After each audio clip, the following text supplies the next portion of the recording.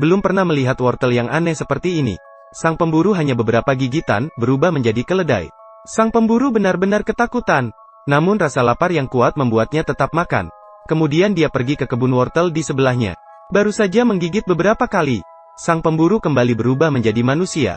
Melihat dua jenis wortel yang berbeda, sebuah rencana balas dendam mulai tumbuh di dalam hatinya. Ternyata tidak lama kemudian, saat pemburu pergi berburu di gunung, dia membantu seorang tua. Sebagai ucapan terima kasih, orang tua memberitahunya sebuah rahasia. Di antara pegunungan ada sebuah pohon ajaib. Di pohon itu tinggal 7 gagak. Dan jubah ajaib. Cukup menembak ke arah gagak, maka jubah ajaib akan jatuh. Menurut kata orang tua tersebut, itu adalah jubah yang bisa teleportasi kemana saja. Sang pemburu dengan sikap skeptis melakukan percobaan pertama.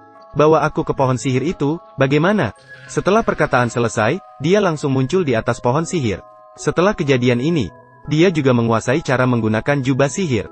Kemudian, sesuai dengan kata-kata orang tua, dia menggoyangkan gagak yang jatuh sebanyak 3 kali. Tiba-tiba, dari mulutnya jatuh sebuah mutiara emas. Konon, asalkan ditelan ke dalam perut, setiap pagi, akan muncul sebuah koin emas di bawah bantal. Saat sang pemburu berpikir keberuntungannya akan berubah, saat bersiap-siap untuk melanjutkan berburu, tiba-tiba terdengar suara gemuruh dari semak di depan. Dia mengira itu adalah seekor babi hutan dan berlari mendekat. Ternyata dia malah bertabrakan dengan seorang gadis.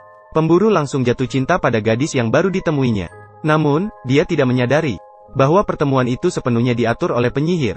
Gadis itu mengundang sang pemburu ke rumahnya sebagai tamu. Padahal sebenarnya untuk mencuri 2 barang berharganya. Demi mendapatkan mutiara emas itu, sang ibu dan putrinya membuat minuman rahasia. Sang pemburu langsung bersin setelah meminumnya. Tanpa disadari, mutiara emas juga jatuh keluar. Sang penyihir memanfaatkan ketidaktahuan sang pemburu. Dengan cepat, ia memerintahkan putrinya menelannya. Tidak disangka, barang berharga pertama begitu mudah didapat. Selanjutnya adalah jubah ajaib itu. Ketika sang pemburu tertidur siang di bawah pohon besar, gadis itu tiba-tiba berlari sambil menangis mendekat. Berharap sang pemburu bisa membawanya ke tempat tenang di seberang gunung, dan hidup bersama di sana. Sang pemburu percaya sepenuhnya. Dengan menggunakan jubah ajaib, ia langsung berpindah ke seberang gunung. Tempat ini tertutup oleh padang pasir yang tak berujung, maka disebut sebagai tempat tenang. Gadis itu dengan sengaja mengatakan bahwa dia lelah dan lapar, dan meminta sang pemburu pergi mencari makanan. Dengan penuh perhatian, pemburu melepas jubah sihir, membiarkan gadis duduk di atasnya untuk istirahat. Namun ketika dia berbalik pergi mencari makanan, gadis itu malah menggunakan jubah sihir untuk kembali ke rumah, meninggalkan pemburu di padang pasir. Pemburu sangat sedih, tidak pernah terbayangkan bahwa orang yang dicintainya akan menipunya seperti itu. Benih kebencian pun ditanam. Untuk menghukum ibu dan anak ini, pemburu menyamar sebagai pengawal raja dan datang ke rumah penyihir. Kamu dikirim oleh raja? Ya. Saya mencari kubis terbaik di dunia. Sekarang akhirnya saya menemukannya. Tapi masih jauh dari kastil. Bisakah saya tinggal semalam? Penyihir mendengar tentang kubis terbaik di dunia. Secara instan mulutnya menjadi lapar. Juga mengajukan permintaan sendiri. Boleh turun. Harganya adalah membagi sedikit kubis untuk kami. Tolong bagikan sedikit kubis ke saya. Sang pemburu berkata. Setelah melihat wajah gadis itu, dia setuju memberikan mereka 1 wortel. Dengan cepat, sang pemburu meletakkan wortel itu di atas meja. Sang ibu dan putrinya mulai makan dengan lahap. Melihat kesempatan telah matang, sang pemburu mulai melepas topeng dan mengungkapkan identitasnya. Saat sang penyihir bersiap-siap untuk melemparkan sihir kepadanya, efek wortel juga mulai terlihat. Sang ibu dan putrinya berubah menjadi 2 keledai. Inilah balasan bagi penipuanku, hahaha. Untuk menghukum mereka, sang pemburu menitipkan mereka di rumah petani.